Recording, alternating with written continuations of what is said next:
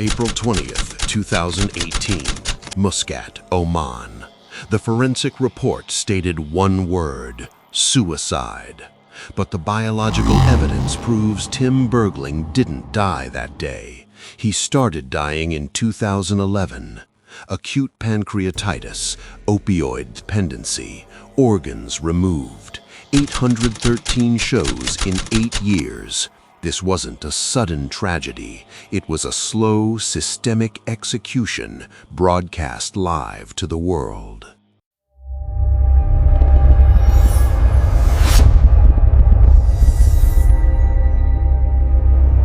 To understand the error, we must understand the subject.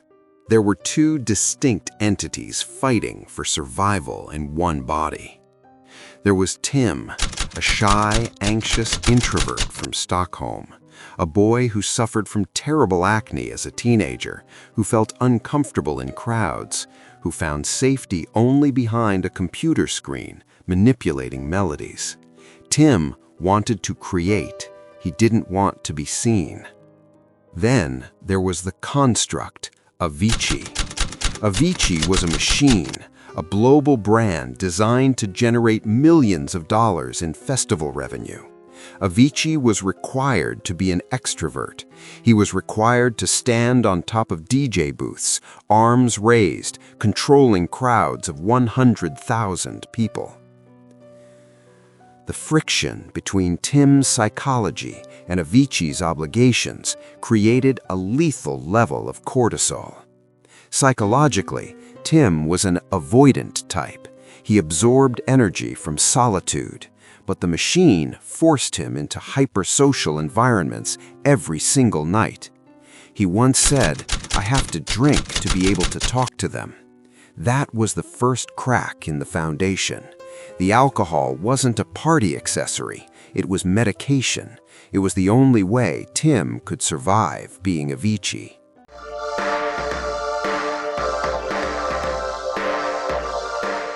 Let's look at the logistics, the schedule. In the forensic timeline of his career, the data is terrifying.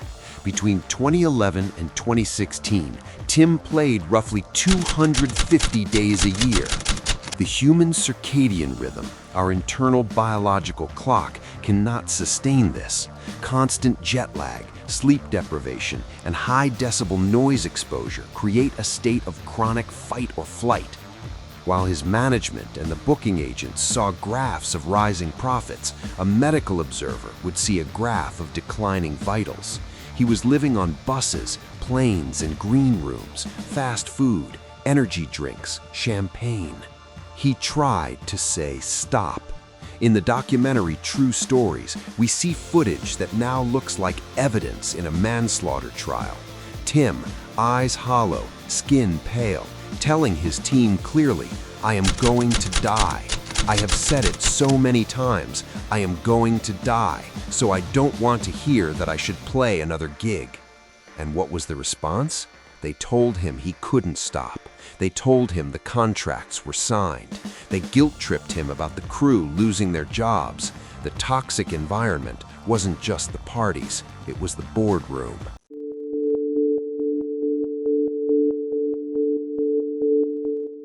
Now, let's analyze the medical evidence, the anatomy of the error. The first major biological failure occurred in 2012. Tim was hospitalized in New York. The diagnosis: acute pancreatitis. If you have never experienced pancreatitis, it is described medically as one of the most agonizing pains a human can endure. It is the inflammation of the organ that produces enzymes to digest food. Essentially, the pancreas begins to digest itself. The cause: excessive alcohol consumption. The treatment: strict diet, sobriety, and rest. Tim got none of that. Instead, he was prescribed heavy opioids for the pain: Percocet, Tramadol. This is where the chemical error becomes fatal. The industry needed him on stage, so instead of healing the organ, they masked the signal with synthetic narcotics. In 2014, another surgery. His gallbladder was removed, his appendix was removed. He looked frail, he lost a significant amount of weight, his eyes were yellowing. The forensic mystery here is not how he died, but how he stood up. He was a walking chemistry set of pain management and anxiety medication, propped up by a management team that needed the show to go on. The brain chemistry of a 26-year-old cannot handle this cocktail. The opioids numb the pain, but they also numb the joy. They alter the dopamine receptors.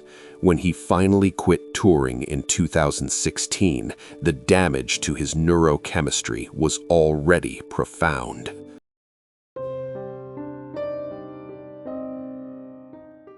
2016. Tim retires from touring. He fires his manager. He tries to reclaim his life. He travels to Madagascar, to the jungles, trying to find Tim again. But trauma leaves a scar on the brain. You cannot simply walk away from 6 years of adrenaline abuse and expect normal function to return overnight. We call this withdrawal and rebound. When the external noise stopped, the internal noise became deafening. Without the distraction of the tour, Tim was left alone with his thoughts, his anxiety, and the residual effects of the medication. April 2018, Muscat, Oman. He was there to visit friends. He seemed happy in photos, but photos are static. They don't show the internal state.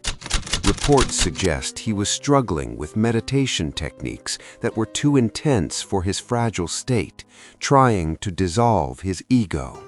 The fatal moment was implicit. We will not describe the method. We don't need to. The tragedy is that he was in paradise, surrounded by luxury, yet his internal compass was spinning wildly. The system that broke him was thousands of miles away, but the cracks it left in his psyche were right there in the room with him. He didn't just make a choice that day, he succumbed to a decade of erosion.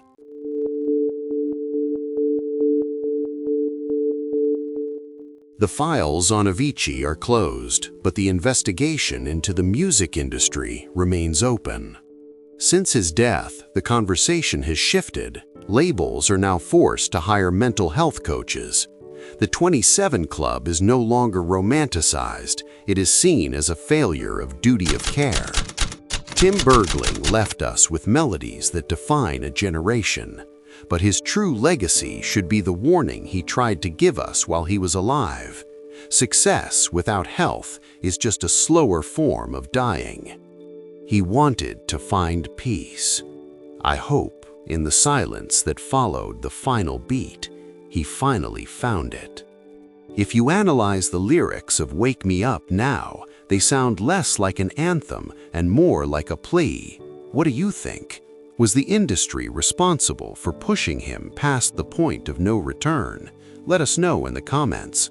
And for more forensic deep dives into the dark side of fame, subscribe to Dossier Cold Cases.